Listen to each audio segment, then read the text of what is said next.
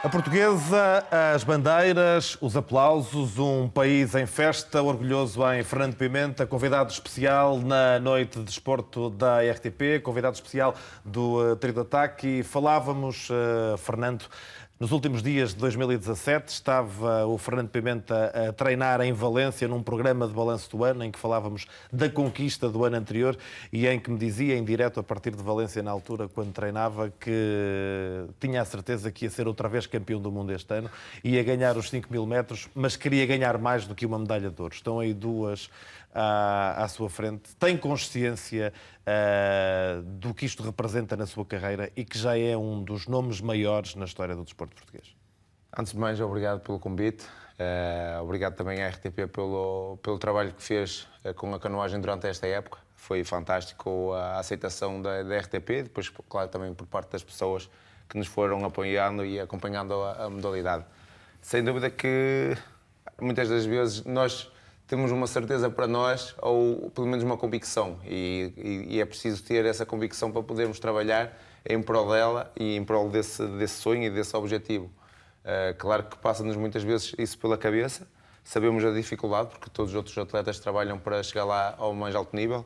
O atleta checo, no ano passado, depois de se ficar no terceiro lugar em casa, prometeu que vinha a Portugal para tentar estragar a festa, e eu fiquei com isso. Foi das coisas que eu mais me lembro durante a época toda, e tentar fazer com que ele não conseguisse estragar a festa em Portugal. Estas são imagens da prova dos 1.000 metros, aquela disciplina onde lhe faltava ser campeão do mundo. Daqui a pouco vamos ver também algumas imagens da prova dos 5.000 metros. Eu, quando estava a ver a prova, a parte final da sua prova fez-me lembrar ali por instantes aquele momento em Pequim, em que o Bolt está a terminar os 100 metros e parece que até reduz a velocidade na parte final. O Fernando Pimenta, naqueles últimos 10 segundos, parecia que estava a passear. Quando é que percebeu claramente que já tinha aquilo ganho? Assim, eu sinceramente fiz uma prova muito, muito controlada, gerei muito bem a potência que metia em cada pagaiada, o ritmo que levava e a distância que levava para os meus adversários. O meu treinador pediu-me para ser um pouco mais lento do que aquilo que eu estava a fazer em competições anteriores. Nos primeiros 500 metros, foi isso que eu fiz, foi cerca de 1 segundo, 2 segundos mais lento, para gerir na parte final, e sem dúvida que entrei nos últimos 200 metros quase a desfrutar da competição. Sabia que eles nem iam atacar, mas eu ainda sentia que tinha reservas para aqueles últimos 100 metros, e quando entrei nas boias vermelhas, que é quando entramos mesmo no red line, na zona crítica, senti que tinha energia e que a vitória já não me escapava. Sem dúvida que é um momento que nós começámos a pensar em tudo e mais alguma coisa, como é que vamos festejar, se vamos gritar, se vamos levantar o braço, mas temos que manter a concentração porque a prova não acabou. E há aquela questão, e eu gostava que explicasse isso aos telespectadores, porque não há muitos conhecedores de canoagem. Seguramente que, por sua causa, daqui a uns anos, poderemos falar de muita gente que saiba mais de canoagem. Aquela questão de quem vai atrás e da forma como isso influencia a ondulação, como um pequeno toque pode deitar tudo a perder numa prova destas. Não é necessariamente a melhor condição física a única coisa que decida. Às vezes há pequenos pormenores que podem ser por maiores, não é? Sim, sem dúvida. Primeiro, a experiência do atleta. Muitos estavam, principalmente adversários, estavam a contar que eu não conseguisse vencer em Portugal. Eles sabiam que eu tinha grande probabilidade ou possibilidade de conseguir esse feito, mas pensaram que, por eu ser imagem da competição, por ter feito mesmo a própria imagem da competição, e estar a correr em Portugal, que era o Pimentinha, sofrer, não é? Que era o Pimentinha, e depois mesmo aquela foto do Game of Thrones, que também estava espetacular, que ia-me trazer muita pressão, que eu não ia reagir bem à pressão e sinceramente eu estava super tranquilo. Acho que foi a semana da época que eu dormi mais, ou seja, isso também traduz muito bem da forma como eu estava pacato e sentia-me muito tranquilo, feliz pelo ambiente que estava a viver dentro da própria equipa, e isso é sempre, sem dúvida, muito importante. Ou seja, estavam feitos os ingredientes para conseguir ter bons resultados. Agora, claro, na canoagem não são favas contadas, as coisas, os títulos são dados depois de cortar a meta, e estava ciente que eu tinha que colocar um bom ritmo. Nos 5.000 metros, infelizmente, não tive a colaboração de quase nenhum atleta. Eu fiz grande parte da prova a colocar ritmo. Estamos a rever aqui a parte final. Para terem mais ou menos a noção de como é a canoagem, é como quem anda de bicicleta. Quem vai atrás consegue ter aquela sensação de ir um pouco mais solto, ir na roda, como se costuma dizer, na poupança. E eu fui muita da prova a meter ritmo. Claro que foi um ritmo muito controlado, que eu não me queria desgastar, mas queria manter posição e consegui fazer essa gestão. E quando entrei nas últimas 2 voltas, o meu treinador disse que agora não os podes deixar ir para a frente, e foi manter o ritmo e na parte final acelerar um pouco, para que se eles quisessem ultrapassar tinham que aumentar muito a velocidade.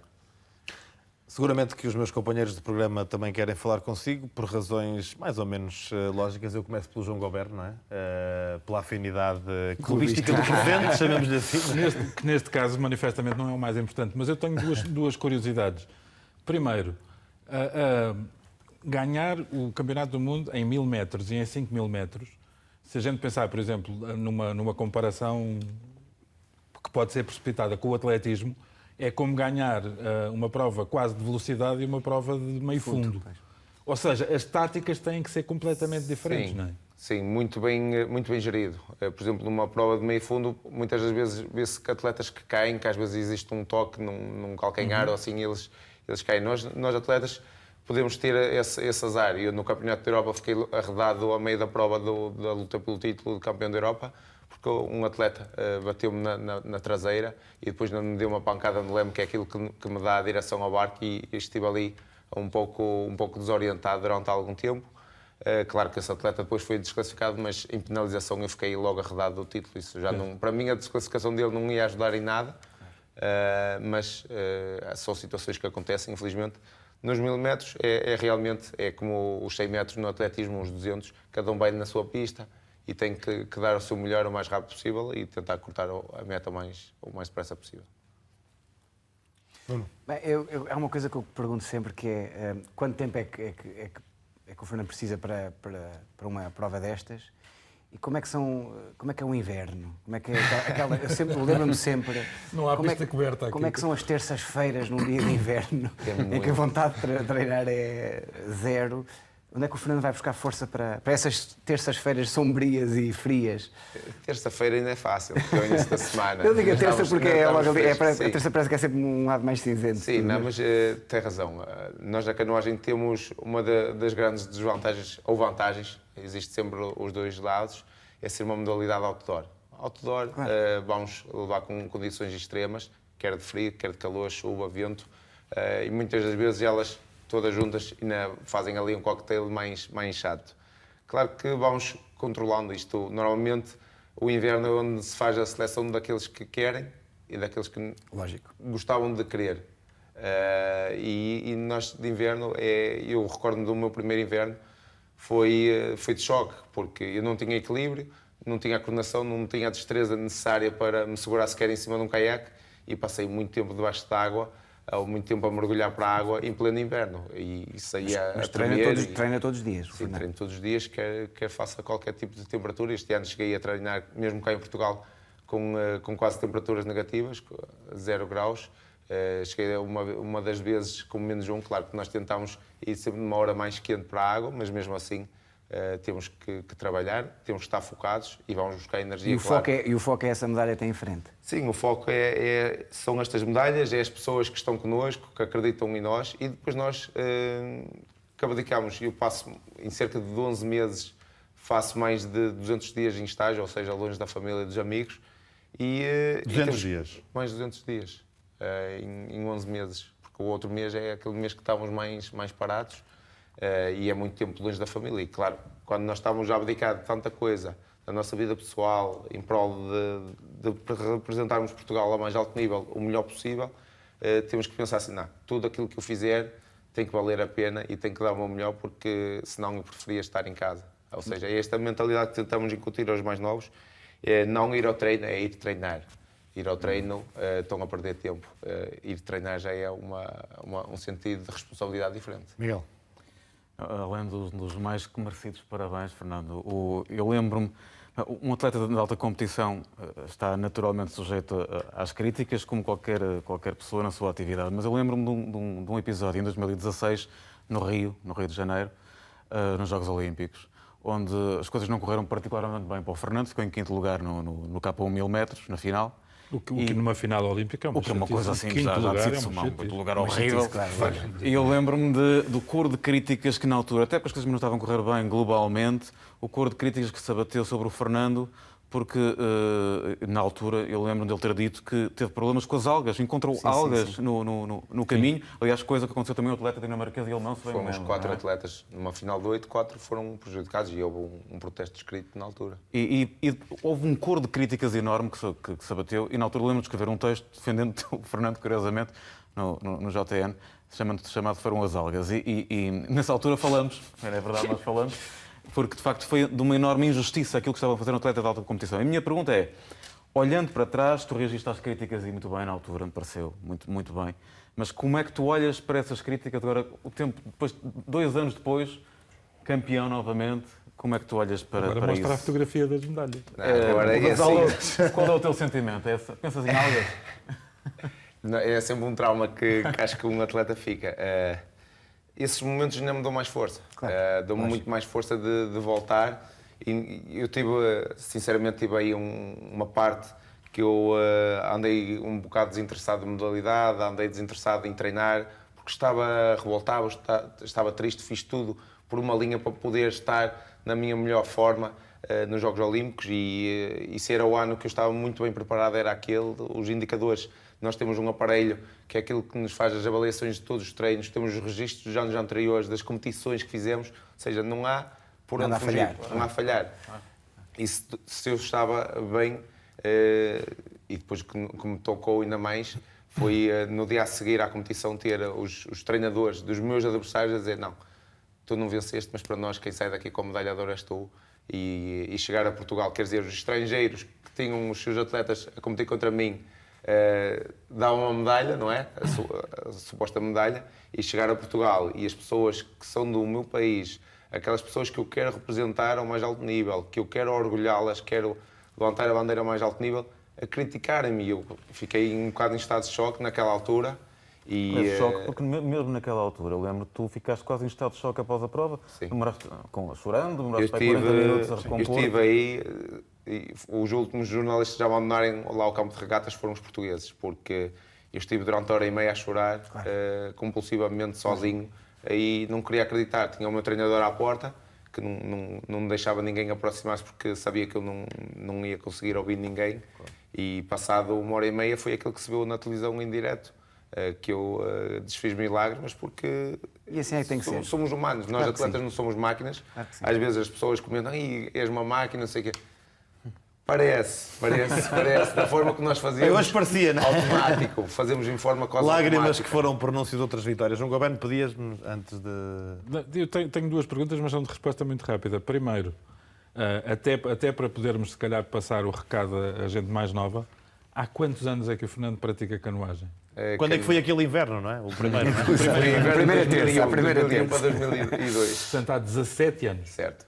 E tem consciência de que com os seus resultados e com o facto de se ter tornado, de facto, uma das grandes figuras do desporto português, tem consciência do crescimento que isso provoca na canoagem? Sim, hoje, este fim de semana, foi um fim de semana brutal, não só pelos resultados, mas pela dimensão que a canoagem obteve. Também fruto à RTP, mais uma vez, porque transmitiram uma imagem muito boa da canoagem e depois tivemos as bancadas já a abarrotar, muita gente, mesmo estrangeiros, e isso é muito bom para nós atletas, é bom para a modalidade porque vai trazer novos valores e os novos valores vão procurar os ídolos, vão procurar dizer assim, não, eu se for atleta de alta competição e se conseguir o que ele conseguiu perto daquilo, eu vou ter o apoio, vou fazer aquilo que eu gosto, vou representar Portugal e isso é muito importante, sem dúvida. E com estas são já a 78ª e 79ª medalha internacional. Como? São 78 e 79, é verdade. 78 e 79. Só este ano foram 9 medalhas internacionais, 2 no Mundial, 3 no Europeu e mais 3 no Ainda tem espaço para pôr as medalhas todas? Arranja espaço. arranja-se As medalhas arranjam-se sempre espaço Exatamente. para ter lá em casa. Por isso, Fernando, ainda aguenta para os próximos Jogos Olímpicos? Ainda consegue? Então não. eu espero mais 8 anos de carreira, pelo menos. Fantástico. E espera um ouro olímpico, não é? É o sonho de qualquer atleta que Claro. está na minha posição, é esse. Acho que é um sonho O Fernando meritório. é um daqueles casos de alguém que já não precisa de um ouro olímpico para ser um dos maiores desportistas da história do país. Mas seguramente que conseguir esse ouro olímpico em Tóquio, que está ao virar da esquina, lhe passa pela cabeça todos os dias. É a cereja no topo de bolo na carreira de qualquer atleta.